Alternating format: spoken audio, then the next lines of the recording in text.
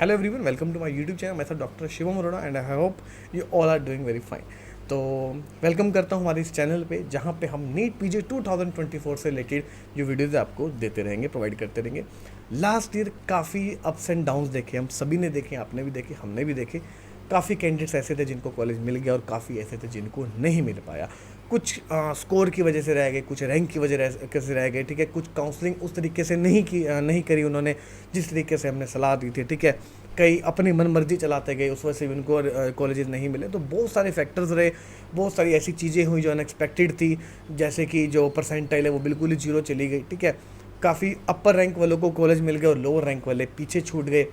Scorers थे, जो अच्छे स्कोरर्स थे उनको भी कॉलेज नहीं मिला और जो लो स्कोरर्स थे उनको कॉलेज मिल गया। सारा कुछ काउंसलिंग का था। काउंसलिंग पे बहुत चीज़ें डिपेंड करी, कहाँ जाना है। एक ही टाइम पे 4 काउंसलिंग हो रही है, अब जाना कहाँ है वो डिसाइड भी करना था।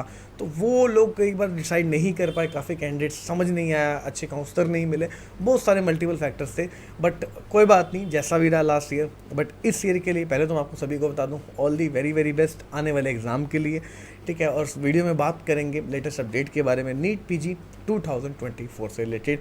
तो फिर से आपका स्वागत है हमारे इस चैनल पे, ठीक है। 2024 काउंसलिंग में उम्मीद करता हूँ आपको इस बार तो कॉलेज मिल ही जाएगा अगर आपकी काउंसलिंग अच्छे से करेंगे तो, ठीक है।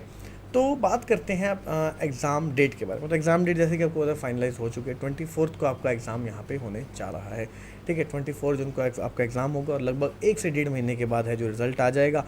और उसके लगभग मान के चलें 20-25 दिन और लगा के चले, उसके बाद आपकी जो काउंसलिंग है वो स्टार्ट हो जाएगी, ठीक है। ये तो होगी काउंसलिंग के बारे में कि काउंसलिंग डेट आपकी कब रह सकती है, ठीक है। अब हम बात करते हैं लेटेस्ट अपडेट के बारे में। तो बात करें एनबी का जो एप्लीकेशन फॉर्म की डेट थी 6, ठीक है, 6 में वो ऑलरेडी यहाँ पे ओवर हो चुकी है, ठीक है। अब नए एप्लीकेंट्स नहीं आएंगे, शायद हो कि वो डेट एक्सटेंड हो, बट अभी तक कोई ऐसा कोई शॉर्ट एनबी ने नहीं कहा है, ठीक है। बट हम उम्मीद लगा रहे हैं कि शायद फिर से नए एप्लीकेंट्स के लिए वो एक बार फिर से पोर्टल ओपन करें।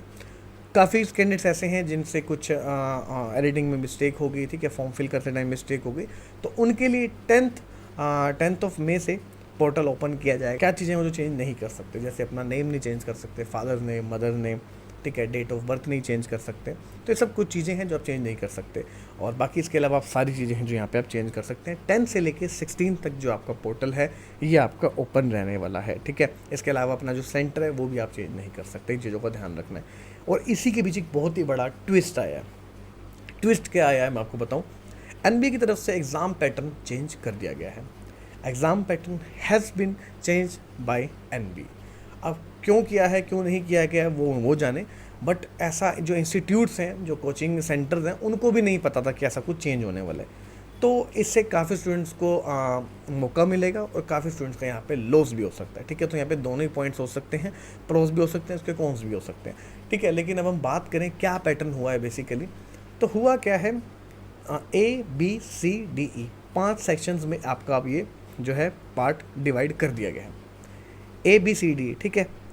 एक पार्ट में 40 क्वेश्चन रहेंगे, 40 questions will be in each alphabet, ठीक है। ये जैसे ए है, ए पार्ट है, इसके अंदर आपके कितने क्वेश्चन रहे, 40 क्वेश्चन, और टाइम कितना मिला, 42 मिनट्स का। तो जब आप अपना ये ख़त्म कर लेंगे ए पार्ट, फिर आप आएंगे बी पे, ठीक है, फिर सी पे, फिर डी पे, फिर आप आएंगे ए पे।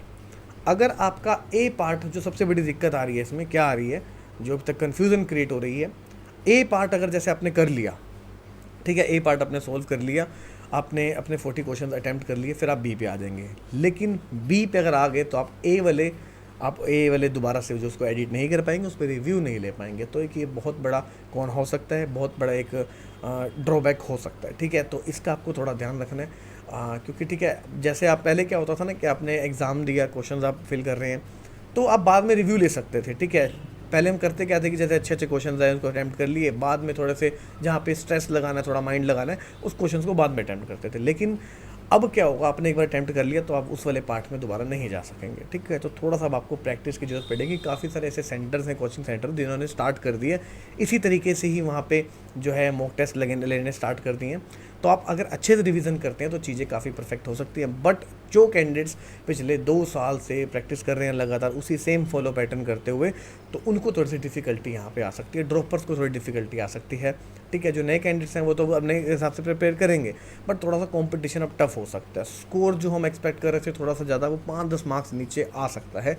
ठीक है, रैंक जो ऊपर जा रही थी वो नीचे आ सकती है।